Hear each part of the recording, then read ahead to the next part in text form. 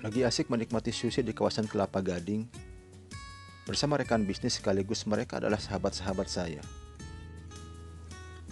Bro, ada masih ingat nggak kisah salmon dan hiu kecil? Saya berusaha membuka percakapan dengan mereka. Wah, lupa-lupa ingat bro, tapi pernah dengar juga tuh. Jawab kawan saya gak ketus. Sambil lanjut menikmati sajian sushi yang sudah lengkap sesuai pesanan di meja kami.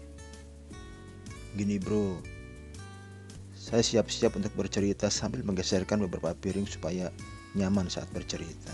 Awalnya para nelayan di Jepang kebingungan bagaimana caranya mereka supaya mendapatkan ikan salmon yang segar ketika tiba di daratan.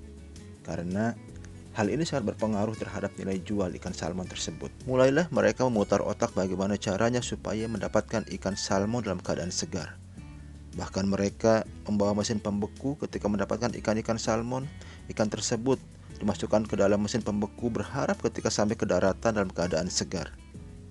Namun, cara ini pun belum juga berhasil. Cara berikutnya bro, para nelayan kemudian membuat sebuah bak besar berisi air.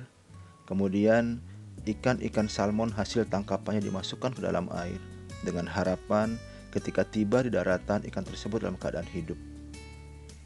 Tapi ketika sampai di daratan, mereka begitu kecewanya banyak ikan-ikan yang terlihat lemas, bahkan banyak yang mati.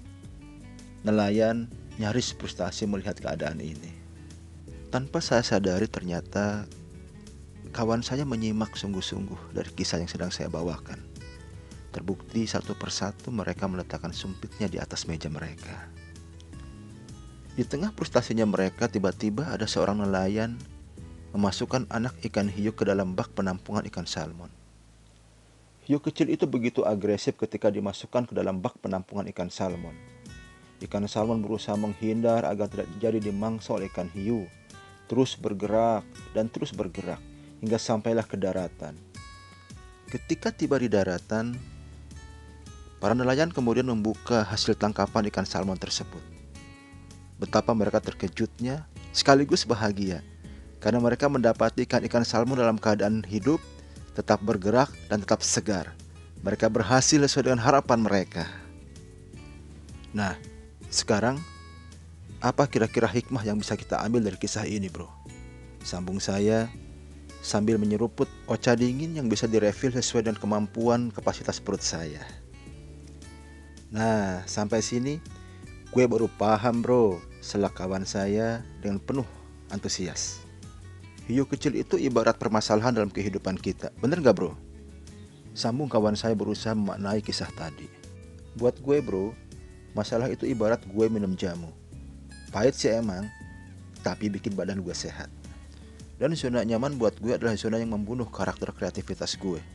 Gue miskin ide, gue tidak kreatif, bahkan gue tumbuh menjadi orang yang egois. Sekarang malah berganti peran. Saya yang serius, dengerin sahabat saya yang sedang cerita. Pinter juga lu bro, sambil kami tertawa bersama menutup kisah tadi. Bisa jadi saat kita menemui masalah dalam kehidupan kita, sesungguhnya inilah cara Allah yang akan memuliakan hamba pilihannya.